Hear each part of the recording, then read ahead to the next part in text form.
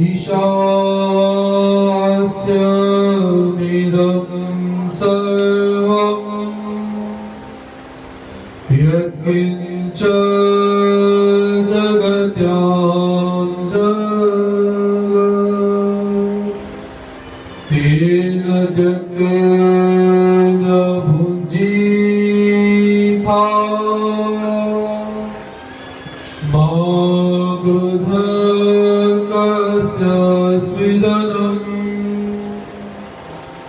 अनन्याश्चिन्तयन्तो माम् ये जना पर्युपासते तेषां नित्यवियुक्तानां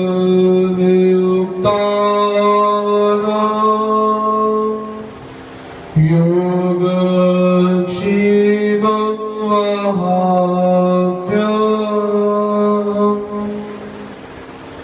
मूकं करोति वाचालं पङ्गुं लङ्घयते गिरिं यत्कृपातमहं वन्दे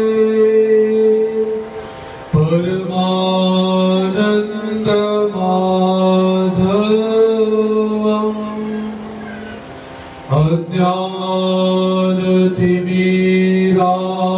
अज्ञानतिमिरान्धस्य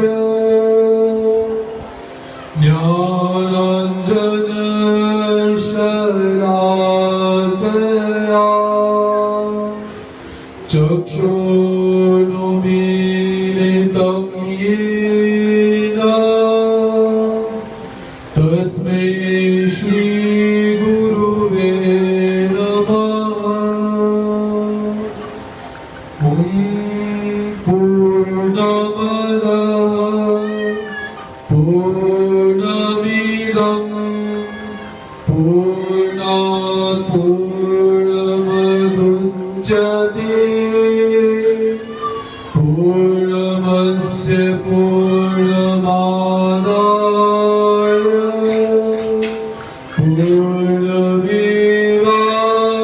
पूर्णमेवावशिष्यते।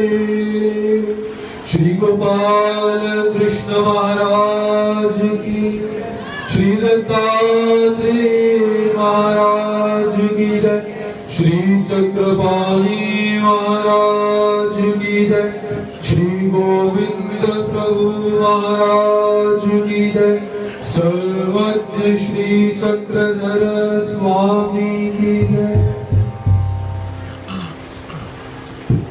परात्पर अखिलेश्वर सच्चिदानंद घन स्वरूप परमेश्वर अवतार अनंत कोटि सूर्य प्रभा पद्मावती चरणचारी पीतांबरधारी भगवान श्री कृष्ण महाराज जी के चरणारविंदों को स्पर्शित करते हुए आज श्री गुरुदेव की पावन सन्निधि में और संत जनों की पावन सन्निधि के अंतर्गत हम श्री गोपाल कृष्ण मंदिर कपूरथला के 38वें वार्षिक महोत्सव को मनाने के लिए एकीभूत हुई है।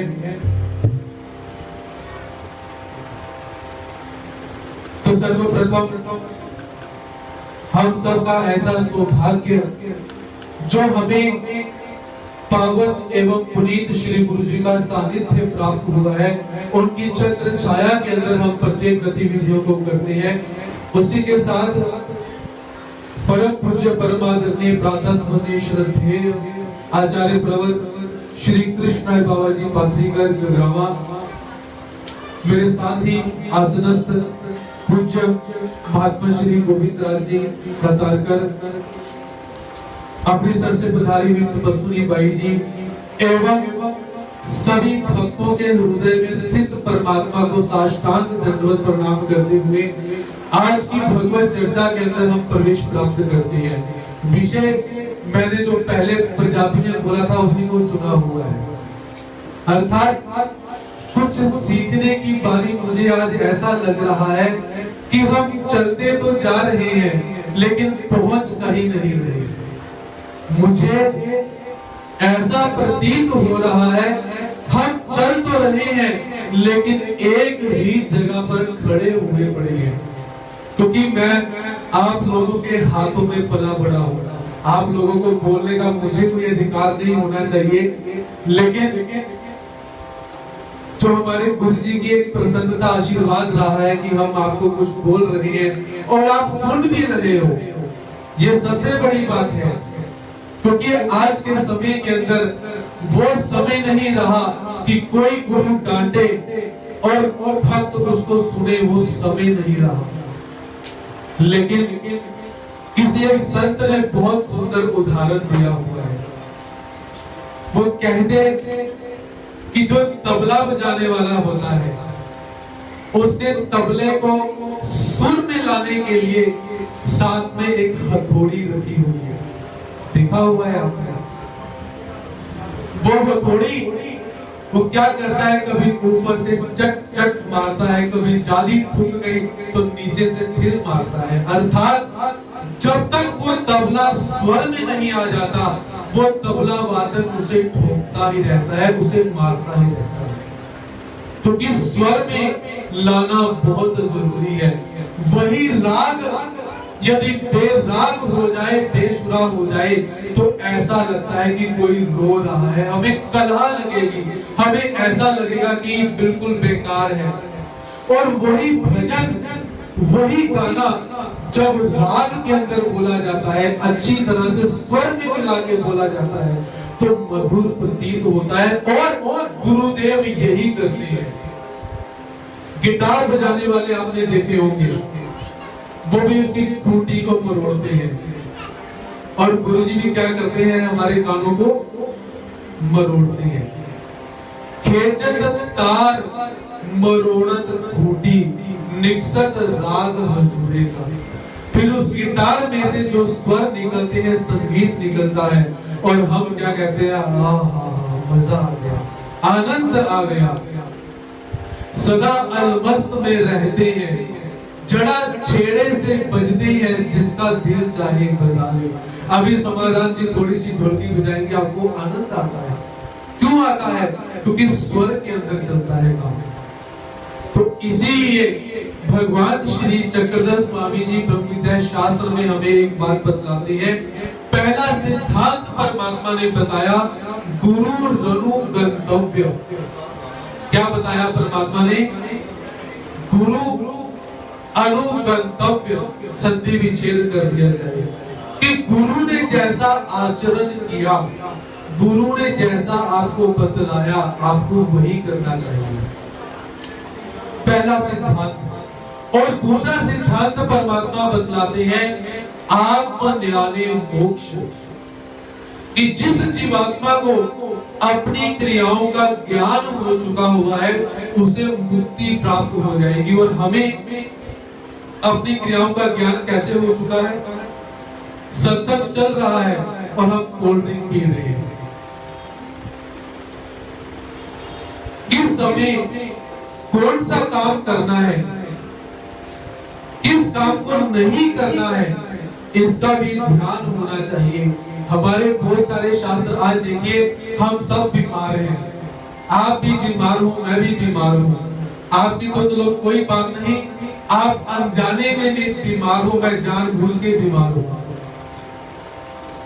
मैं अगर आपको ये बोलूं कि मुझे अवगत है कि भोजनांते विषम वारी, वाघ भट्ट जी कहते हैं कि भोजन करने के बाद अगर आपने पानी पी लिया तो वो जहर का काम करता है। भोजनांते विषम वारी, आप भी पीते हो, मैं भी पीता हूँ। आप नहीं जान के पीते हो, मैं जानबूझकर पीता हूँ, हमारा भी हाल वही है। लेकिन आत्मज्ञाने मोक्ष, जब आप अपने आप को जानना शुरू कर दोगे कि मैं कौन हूँ, मैं क्या कर रहा हूँ, मुझे क्या करना चाहिए और क्या नहीं करना चाहिए, जब आपको इसकी जानकारी हो जाएगी तो आपको मोक्ष भी प्राप्त हो जाएगा। क्योंकि दूसरों से मिलना आसान है साकी, दूसरों से मिलना आसान है साकी, अपनी हस्ती से मुलाकात करना मुश्किल है। इसलिए अपने आप को जानिए, अपने आप को पहचानिए कि हम क्या हैं, हम क्या करते हैं। अब देखिए, आत्मज्ञानी मोक्ष, भगवान श्री कृष्ण महाराज जी का जीवन आप यदि देखते हैं तो उस जीवन चरित्र के अंदर हमें एक ही बात देखने को मिलती है। क्या आप लोगों ने एक बात देखी है कि आप सीरियल देखते हो, आपने भगवान श्री कृष्ण महाराज जी के बहुत सारे सीरियल देखे हुए हैं, बहुत सारे आपने नाटक देखे हुए हैं, तो क्या आपने उसमें देखा कि भगवान जी बेसमय में खाना खा रहे हैं? माता रुक्मणी जी भगवान जी के पास बैठी हैं, वो भगवान जी से प्रश्न पूछ रही है और भगवान जी खाना खा रहे हैं। कभी देखा? क्योंकि हमारे शास्त्र एक बात का निवेदन करते हैं, भोजन भी कैसा होना चाहिए, आच्छाद कर, भोजन को भी छुपा कर करना चाहिए। हमारी नीति क्या कहती है? किसी के सामने भोजन नहीं करना, दृष्टि लग जाती है। हम लोगों का आधा बीमार होने का कारण यही है। आप चाहे मानो चाहे ना मानो, जब भी आप किसी व्यक्ति के सामने भोजन करोगे, अगर उसके मन के अंदर थोड़ा सा भी भाव आ गया, यार इतनी रोटी खा ली, घंटा हो गया बैठा हुआ है खाई जा रहे हैं, तो याद रखिए वो भोजन पचेगा नहीं, और जो भोजन पचता नहीं है वो शरीर में जहर बनने का काम करता है और हम बीमार हो जाते हैं। इसीलिए भोजन भी आच्छाद कर करना चाहिए। अब आप बोलोगे हम तो मंदिर में आके पंगत में बैठते हैं और आप बोलते हो भोजन आच्छाद के करे, चुनिया लो को लिए प्लेट को, दुविधा की स्थिति है। लेकिन जहां पर पंगत का विधान आ जाए वहां पे इस नीति को साइड पे कर दीजिए। इसके अतिरिक्त तो भोजन को छुपा कर करो, किसी के सामने भोजन मत करो। आप लोग मोटे हो रहे हो, मैं भी मोटा हो रहा हूं, उसका कारण हम लोग जो पानी को पी लेते हैं, एकदम से पानी को गिलास मुंह में लगाया, एक डीग लगाई, पानी पी लिया, ये मोटा होने का सबसे पहला कारण। वाघ भट्ट जी पानी पीना भी हमें सिखाते हैं। देखिए, आप लोगों ने कभी ये सुना कि उस शेर को डायबिटीज हो चुकी है, उस चिड़िया के दांत गिर चुके हैं, वो गीदड़ उसको उसका कोलेस्ट्रॉल जो है वो कम हो चुका हुआ है। सुना हुआ है जब कुत्ते को वो क्या कहते हैं उसको, थायराइड हो चुका है, कुत्ता मोटा हो ही जा रहा है। सुना कभी? किसी ने भी सुना हो तो हाथ ऊपर कीजिए।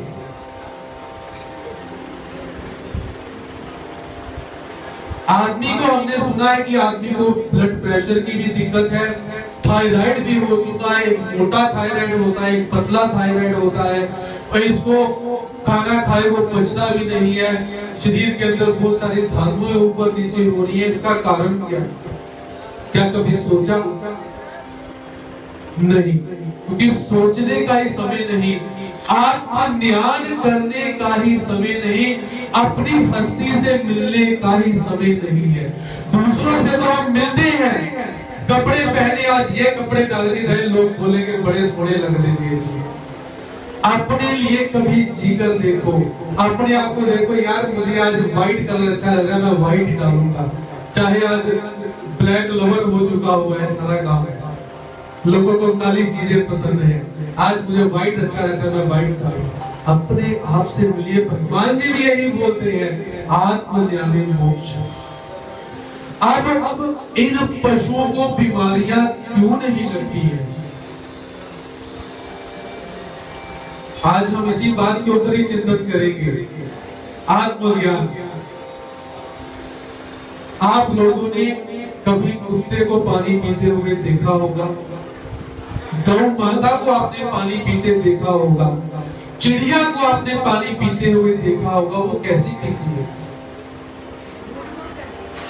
घूट घूट। और हम पानी कैसे पीते हैं? अब किसकी गलती है? बीमारियां किसे लगेंगी? डिप्रेशन में कौन जाएगा? टेंशन किसे आएगी? आज डिप्रेशन एक नॉर्मल सी बीमारी हो चुकी है। डॉक्टर के पास जाओ, आप कहते हो डॉक्टर जी सिर दर्द हो रहा है, आपको डिप्रेशन की मेडिसिन मुझे लगा दी डॉक्टर ने। वो कहते हैं आपको चिंता है, मैंने कहा मुझे कोई चिंता नहीं है। कहते तब भी खानी पड़ेगी। कारण हमारा लाइफस्टाइल इतना खराब हो चुका है, हमारी जीवनचर्या इतनी बेकार हो चुकी है कि कुछ नहीं। आप में से जितने भी लोग यहाँ पर बैठे हो, मेरे से कोई खुश नहीं है। सुबह पूनम जी आएगी, कहते थोड़ा सा हंस लो। ऐसा क्या हो गया? कौन सा गम लग गया हुआ है? आप भी नहीं हंसते, हम भी नहीं हंसते, क्योंकि हंसी समाप्त हो गई। हमने अपने जीवन को ऐसे माहौल के अंदर हमने डाल दिया हुआ है कि प्रसन्नता समाप्त हो चुकी है, अंदर की जो खुशी होती है वो समाप्त हो चुकी है। अब करें क्या? मुझे एक डॉक्टर ने गोली लगाई थी, मैंने पूछा ये डॉक्टर साहब ये किस चीज की गोली है? कहते ये उस चीज की गोली है, आप खुश रहो। खुश होने के लिए भी गोलियां खानी पड़ेंगी। हम चल रहे हैं, पहुंच कहीं नहीं रहे। इसलिए भगवान श्री चक्रधर स्वामी जी के सूत्र को पकड़ लीजिए, आत्मज्ञानी मोक्ष ये मेरी जिंदगी है, मैंने इसको जीना है, इसको काटना नहीं है। और हम क्या कर रहे हैं? अपनी जिंदगी को काट रहे हैं। थोड़ा सा ही बदलाव करना है। जिंदगी तो जीनी ही है, और जो लोग जिंदगी नहीं जी पाते उनके लिए एक ही रास्ता रह जाता है। वो क्या है?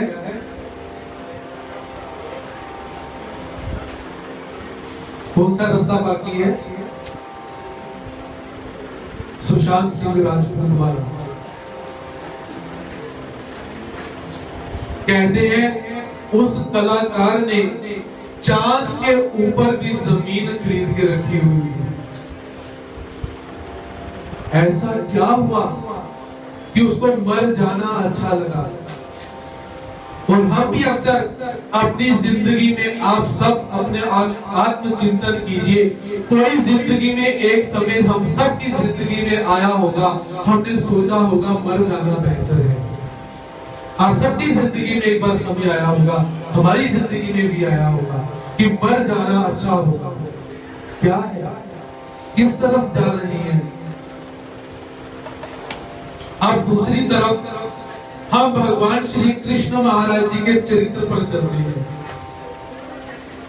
भगवान श्री कृष्ण महाराज जी, क्या मुझे कोई एक ऐसा प्रसंग, एक प्रसंग को छोड़ के कोई ऐसा प्रसंग मुझे बतलाओ कि भगवान श्री कृष्ण महाराज जी के चेहरे पर मुस्कुराहट नहीं है।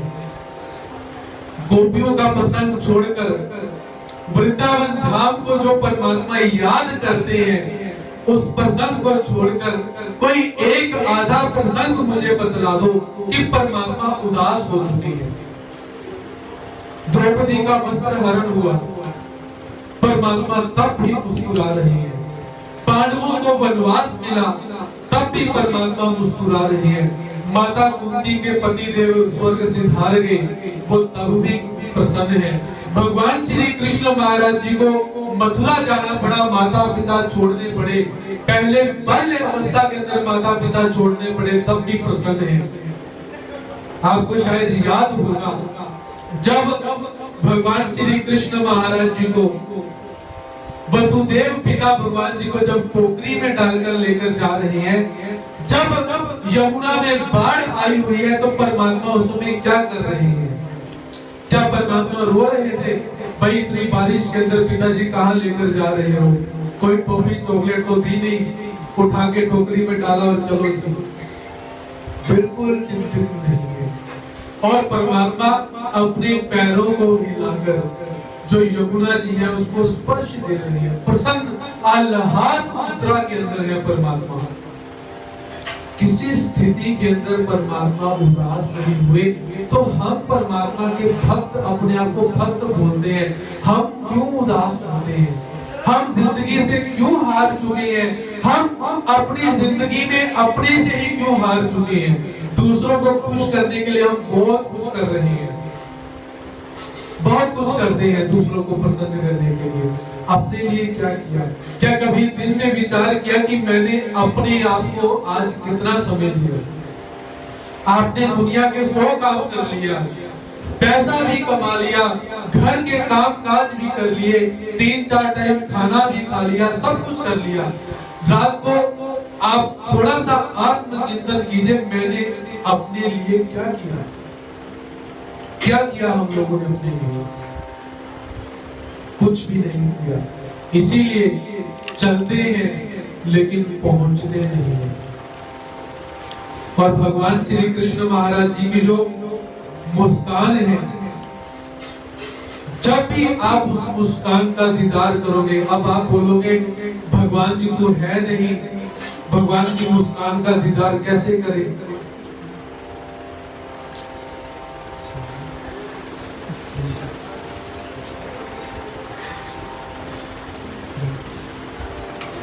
अब ये प्रश्न उपस्थित होगा कि परमात्मा की मुस्कान को कैसे ध्यान करें। देखिए उधर भगवान जी की तरफ आप परमात्मा को जैसी नजर से देखोगे, मैंने ये पहले भी आप सबसे शायद निवेदन किया हुआ है, मुझे जहां तक याद है, परमात्मा को जैसे भाव से देखोगे, परमात्मा की श्री मूर्ति के अंदर श्री मूर्ति आपको वैसी ही दिखाई देना शुरू हो जाएगा। क्योंकि ये पंथ कैसा है? प्रतीति पंथ है। हमारे गुरु जी हमें बार बार बोलते हैं कि ये पंथ कैसा है? प्रतीति पंथ। परमात्मा को जैसा भी देखोगे, जब आप चरित्रों को याद करोगे, आप देखोगे कि परमात्मा तो मुस्कुरा रहे हैं, तो मैं दुखी क्यों हूं? हम तो फिर अपने घरों में रहते हैं। इसीलिए परमात्मा की उस मुस्कान को ध्यान में करते हुए सभी ने तालियों के साथ सहयोग अवश्य दिया। तेरी मंद मंद मुस्कानिया पे, मंद मंद मुस्कानिया पे, तेरी मंद मंद मुस्कानिया पे, तेरी मंद मंद मुस्कानिया पे, बलिहार सांवरे, बलिहार सांवरे, बलिहार सांवरे, बलिहार सांवरे।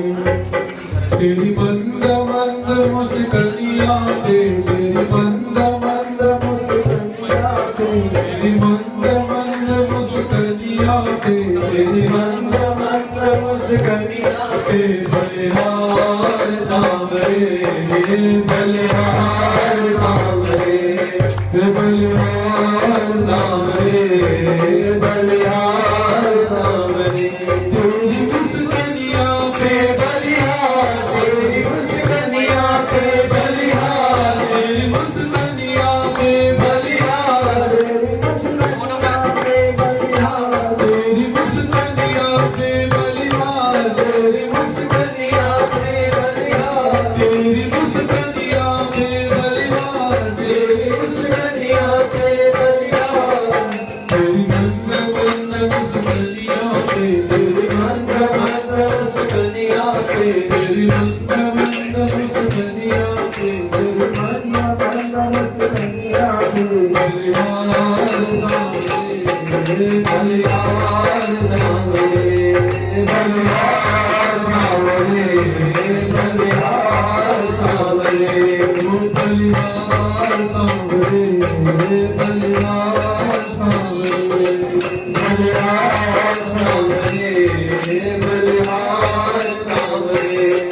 तेरे बाल बड़े कुकराले, जो बादल काले काले, तेरे बाल बड़े कुकराले, जो काले काले काले, तेरे बाल बड़े कुकराले, जो बादल सारे तेरे बादल बड़े उमराने जो बादल सारे गाने कुंडल की झलकलियां पे कुंडल की झलकलियां पे कुंडल की झलकलियां पे कुंडल की झलकलियां पे बलिहार सामने बलिहार सामने बलिहार सामने बलिहार सामने बलिहार सामने बलिहार सामने बलिहार सामने बलिहार सामने मेरी उस दुनिया पे बलिहार मेरी उस दुनिया पे बलिहार मेरी उस दुनिया पे बलिहार मेरी उस दुनिया पे बलिहार मेरी उस दुनिया पे बलिहार मेरी उस दुनिया पे बलिहार तेरी बंदा उस दुनिया पे तेरी बंदा उस दुनिया पे तेरी बंदा उस दुनिया पे तेरी बंदा उस दुनिया पे बलिहार सामने बलिहार सामने बलिहार सामने बलिहार सामने बलिहार सामने बलिहार सामने बलिहार सामने बलिहार सामने तेरी चाल रघुवंशवारी लगती है प्यारी प्यारी तेरी चाल रघुवंशवारी लगती है प्यारी प्यारी तेरी चाल रघुवंशवारी लगती है प्यारी प्यारी तेरी चाल रघुवंशवारी लगती है प्यारी प्यारी तेरी चाल रघुवंशवारी लगती है प्यारी प्यारी तेरी चाल रघुवंशवारी लगती है प्यारी प्यारी मधुर पैजनियों पे मधुर पैजनियों पे मधुर पैजनियों पे मधुर पैजनियों पे बलिहार सामने बलिहार सामने बलिहार सामने बलिहार सामने बलिहार सामने बलिहार सामने बलिहार सामने बलिहार सामने तेरी उस दुनिया पे बलिहार तेरी उस दुनिया पे बलिहार तेरी उस दुनिया पे बलिहार तेरी उस दुनिया पे बलिहार तेरी उस दुनिया पे बलिहार तेरी उस दुनिया पे बलिहार तेरी बंदा दुनिया पे तेरी बंदा दुनिया पे तेरी बंदा दुनिया पे तेरी बंदा दुनिया पे बलिहार सामने बलिहार सामने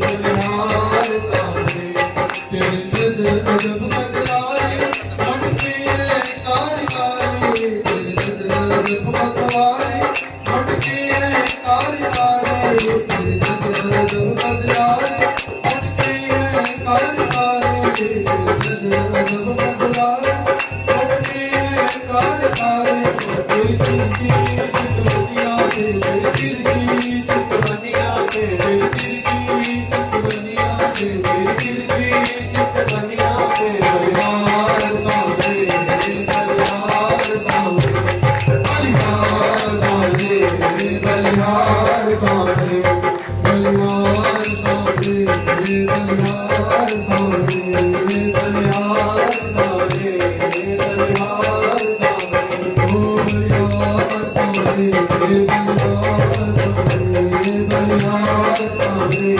बलिहार सामने तेरी उस दुनिया पे बलिहार तेरी उस दुनिया पे बलिहार तेरी उस दुनिया पे बलिहार तेरी उस दुनिया पे बलिहार तेरी बंदा उस दुनिया पे तेरी बंदा उस दुनिया पे बलिहार सामने बलिहार सामने बलिहार सामने बलिहार सामने। तो परमात्मा का जो मुख है जो बदन है वो कैसा रहता है? मंद मंद मुस्कुराहट रहती है। अब बात ऐसी है कि हम ये बात बार बार सुनते रहते हैं कि परमात्मा मुस्कुराते रहते हैं, परमात्मा ऐसे हैं, परमात्मा वैसे हैं, ऐसा करना चाहिए, वैसा करना चाहिए, ये करना चाहिए, वो करना चाहिए। अब हमारे ऊपर उसका असर क्यों नहीं होता?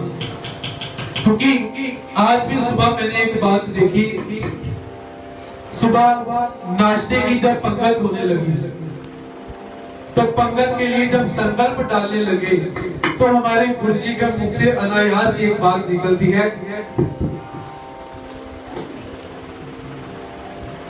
अनायास ही गुरुजी के मुख से एक बात निकलती है, बोलो भक्तों अन्नदान द्रव्य दान श्री कृष्ण अर्पण।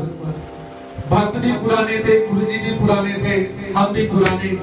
तो मेरे मन में विचार आया कि क्या इस बात की बोलने की जरूरत थी, और अगर गुरुजी ने वो बात भक्तों को बोली तो क्या भक्तों को पता नहीं है? कोई तो कारण हुआ होगा। और भक्त भी बहुत पुराने हैं, मेरी उम्र से ज्यादा पुराने हैं। तो मैं वो बात ध्यान से सुन रहा था, मैंने कहा कुछ तो साइंटिफिक रीजन जरूर होगा, कुछ तो बीच में प्रश्न जरूर होगा कि गुरुजी ने ये बोला कि अन्नदान द्रव्य दान श्री कृष्ण अर्पण बोलो। मैं ऐसा नहीं बोल रहा हूं कि भक्तों को समझ नहीं है और गुरुजी को भी शायद पता नहीं है कि भक्त नहीं है, ऐसा नहीं। लेकिन कभी कभी क्या हो जाता है कि एक बार क्या हुआ, एक सेठ जी के 3 बेटे थे। तो सेठ जी के वो 3 बेटे, एक साल का उनके अंदर फर्क। तो सेठ जी ने क्या करा, वो जो बेटे थे उन्हें एक जैसी पढ़ाई करवाई, एक ही स्कूल कॉलेज के अंदर डाला, एक ही डिग्रियां करवाई, एक जैसा ही पैसा खर्च किया। बच्चे बड़े हुए, थोड़ा सा ध्यान से सुनिए। तो बच्चे जब बड़े हुए तो बड़े होने के बाद सेठ जी ने क्या किया, उन तीनों को एक ही कंपनी के अंदर नौकरी लगवाया। एक ही कंपनी में नौकरी लगी, एक ही पोस्ट के ऊपर बैठे हुए हैं। बच्चे बड़े हुए, पिताजी का मन हुआ कि चलो आज बच्चों को थोड़ा सा देख कर आऊं कैसा कैसा उनका जीवन चल रहा है। तो पिताजी बच्चों को देखने के लिए गए, जाकर बच्चों से मिले और बच्चों को मिलकर देखते कि बच्चे सब कुशल हैं। पूछा भाई क्या काम करते हो? तो बच्चों ने कहा भाई हम एक ही कंपनी के अंदर अच्छी जॉब कर रहे हैं, हमारा अच्छा रुतबा है। तो सबसे जब छोटा बेटा था, पिता ने पूछा तुम महीने में कितना कमाते हो?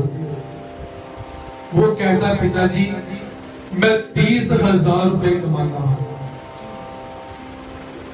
पिता ने जो बीच का बेटा था उससे पूछा भाई तुम कितना कमाते हो? बीच वाले बेटे ने कहा पिताजी मैं 50,000 रुपए कमाता हूं। मैं घूम फिर के आपके ऊपर ही आने वाला हूं, ध्यान से सुनिए। और तीसरे बेटे को पूछा भाई तुम क्या कमाते हो? वो कहता पिताजी मैं लाख रुपया कमाता हूं। पिता बहुत आश्चर्यचकित हुए कि बेटे एक जैसे, तीनों मेरे ही बेटे, पढ़ाया लिखाया एक जैसा, कंपनियां एक जैसी, पैसे एक जैसे खर्च किए, फिर इनकी तनख्वाह के अंदर इतना फर्क क्यों है? एक 30,000 कमा रहा है और एक बेटा मेरा 1 लाख रुपया कमा रहा है, ये क्यों? क्योंकि जो पढ़ा लिखा व्यक्ति होता है वो क्यों ढूंढता है क्वेश्चन, प्रश्न। वो ये नहीं बोलेगा कि हो गया छोड़ दो, वो बोलेगा क्यों हुआ। तो सेठ ने मन में विचार किया कि चलो सुबह इनका जो मालिक है, जो कंपनी का ओनर है, उसको ही जाके पूछता हूं कि तुमने मेरे बेटे जो 3 है उसके अंदर इतना भेद क्यों किया। तो पिताजी सुबह उस कंपनी के अंदर गए, जाकर वहां का जो बड़ा मालिक था उससे मिले, जाकर उसको मिलकर कहता है भाई मेरे मन में एक जिज्ञासा पैदा हुई है, वो पूछना चाहता हूं ये 3 बेटे जो तुम्हारी कंपनी के अंदर काम करते हैं वो मेरे बेटे हैं, लेकिन एक बेटे को तुम 30,000 रुपया महीना दे रहे हो, एक को तुम 1 लाख रुपया महीना दे रहे हो, ऐसा क्या तुमने देख लिया? तो कंपनी का मालिक कहता है कोई बात नहीं सेठ जी, आपको मैं डेमो देकर समझाता हूँ, उदाहरण देकर, क्योंकि उदाहरण कैसे है जल्दी समझ आ जाते हैं।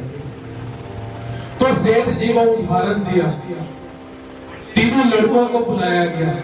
जो सबसे पहला लड़का था जो 30,000 रुपए कमाता था, उसको कंपनी के मालिक ने कहा कि भाई आज विदेश से शिप आ रही है, पानी पर चलने वाला जहाज आ रहा है, जाओ देखो उसमें कंपनी के लिए कौन कौन सी वस्तुएं अच्छी हैं जिसको लेकर हम कमाई कर सकते हैं, हमारी कंपनी ऊपर जा सकती है।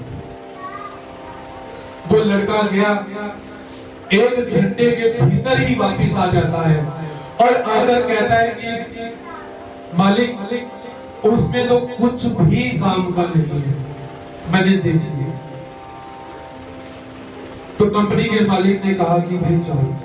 अब दूसरे लड़के को बुलाया गया, उस लड़के को भी वही काम सौंपा गया कि जाओ जाकर शिप आई हुई है, पानी पर चलने वाला जहाज, सामान आया हुआ है, उसमें देखो कि हमारी कंपनी के लिए कौन सा सामान अच्छा है जिसको हम खरीद कर बेच कर प्रॉफिट कमा सकते हैं।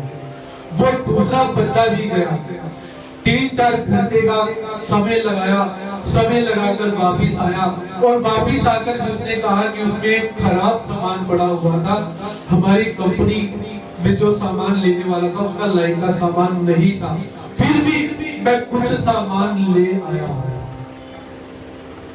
तो कंपनी के मालिक ने कहा तुम भी जाओ। अब तीसरे बेटे को बुलाया गया, उसको भी वही काम सौंपा गया कि जाओ जाकर देखो कि तुमने वहां पर हमारी कंपनी के लिए कौन सा सामान अच्छा है। वो लड़का गया, 1 बज गए, 2 बज गए, 3 बज गए, 5 बज गए, कंपनी बंद हो गई, छुट्टी भी हो गई, वो लड़का वापिस नहीं आया जो 1 लाख रुपए कमाता है। तो पिता को चिंता हुई कि लड़का वापिस नहीं आया। मालिक कहता है शाम को वो आएगा, जरूर आएगा। शाम को जब 7 बजे से ऊपर का समय जब हुआ, वो लड़का वापिस आ जाता है। अगर मालिक ने पूछा भी इतनी देर क्यों लगी, बाकी लड़कों को भी बुलाया और इसको भी पूछा कितनी देर क्यों लगी, वो कहता सामान बहुत सारा था। अब वो मालिक पिता को समझाने के लिए क्या कहता है कि पिताजी अब आप सुनिए, जो आपका पहला बेटा था उससे पूछा भी तुमने काम कैसे किया, जब मैंने तुम्हें कहा कि ये शिप आई हुई है, इसमें देखो क्या सामान आया, तुमने क्या किया। 30,000 रुपए वाला लड़का, वो लड़का कहता है मैंने फोन घुमाया, अपने 4-5 लोगों को फोन किया कि देखो कोई मानसून रहते देख लो, और लोगों ने मुझे बोल दिया यार कुछ नहीं है, सिर्फ मैंने बैठकर फोन किया। साढ़े तो भी कुछ बंदे इधर होते ना, काम सौंप दो, फोन दे विच ही सार देंगे, हो गया गुरुजी काम हो गया। गुरुजी ने कहा बेटा पानी लेकर आना, जब पानी लेके आई, वो भी आगे वाला अगला भी आलसी, तू पानी लेके आई है, पानी आता ही नहीं, काम को सार देते हैं। दूसरे बच्चे को पूछा भाई तुमने क्या किया, वो लड़का कहता है मैं शिप पर गया, वहां पर मुझे जो मेरी समझ के अनुसार जो अच्छा लगा वो मैं उठाकर लेकर आ गया। तीसरे लड़के को पूछा भाई तुमने जाकर क्या किया, वो लड़का कहता है कि पहले मैंने ये जानकारी निकाली कि शिप में आया क्या है, तो मुझे पता चला कि इलेक्ट्रॉनिक सामान आया हुआ है और लकड़ी आई हुई है। अब मैंने विचार किया ना तो मुझे इलेक्ट्रॉनिक सामान की जानकारी है और ना ही मुझे लकड़ की जानकारी है, तो मैंने क्या किया, एक इलेक्ट्रिशियन को साथ लिया, एक लकड़हारे को, कारपेंटर को साथ लिया, मैं गाड़ी में डालकर ही उनको लेकर गया और वहां पर जाकर उनको बोला कि जो जो सामान अच्छा लगता है वो बताओ। तो इलेक्ट्रिशियन ने मुझे मोबाइल दिखाए, इन पुराने मोबाइलों को 4 लाख में लेकर हम 10 लाख के अंदर बेच सकते हैं। इस लकड़ को 4 लाख के अंदर लेकर हम 10 लाख के अंदर बेच सकते हैं। और गुस्ताखी माफ करना, मैं आपसे बिना पूछे डील भी कराया हूं और डील करके ये मैं 8 लाख रुपया प्रॉफिट कमा कर आया हूं ये आपके सामने। ये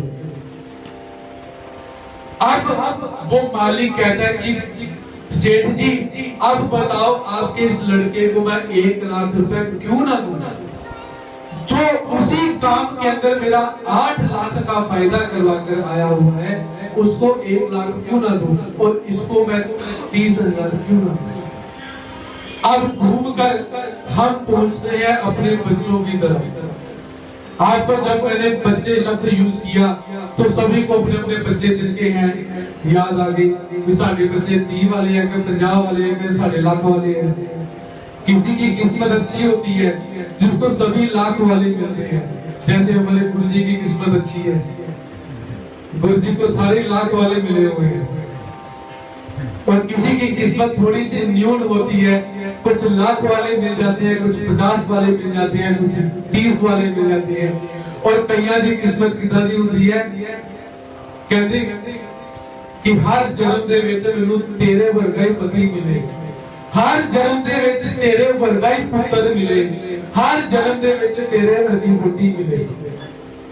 और दूसरा रूप की होता है कि हे भगवान ऐ वाला जन्म निकल जाए, अगे नहीं चाहिए, अगो नहीं चाहिए अपने दादे बच्चे, ये भी रूप है। तो इसीलिए आत्मचिंतन कीजिए अपने बच्चों का। तो आपने सोच लिया, अब बारी है हम सब की। हम 1 लाख में आते हैं, 50,000 में आते हैं कि 30,000 में। गुरुजी बार बार बोलते रहेंगे खाना ले आओ, खाना ले आओ, खाना ले आओ, हमारी बातें ही खत्म नहीं होती। अब थोड़ी सी शिक्षा मैं आपको देके समाप्त करूंगा। देखिए मेरी बात आप गुस्सा न करे करो, क्योंकि साडा स्वभाव की है स्ट्रेट फॉरवर्ड।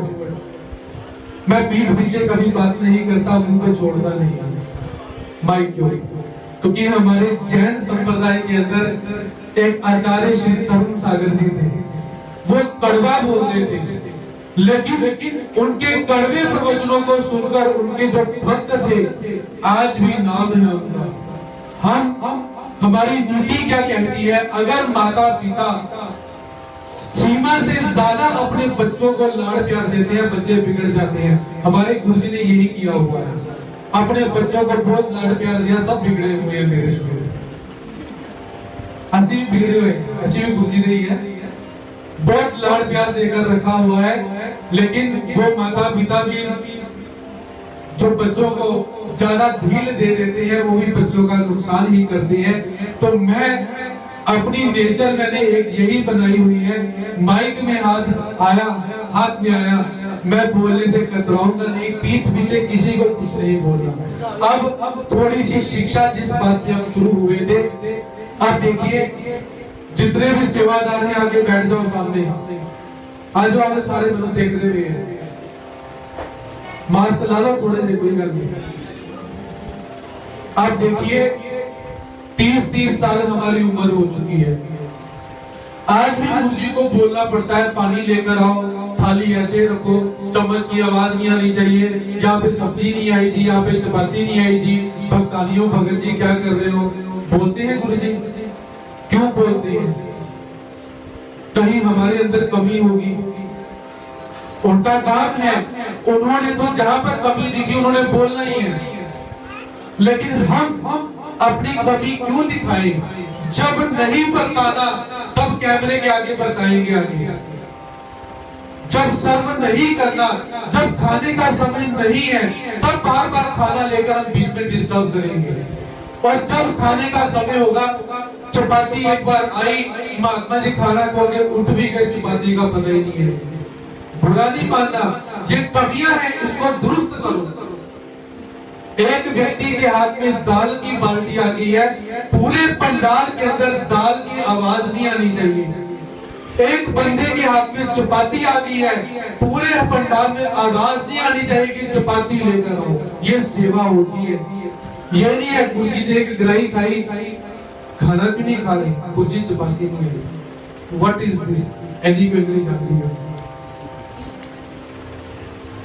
क्या करते हैं, किस तरफ। इसलिए आपको यही शिक्षापन देता हूं, चलो और कहीं पहुंचो। वो एक्सरसाइज करते हैं ना सुबह, क्या बोलते हैं उसको, हाँ जी, वो जिसके ऊपर भागते रहते हैं खड़े होकर,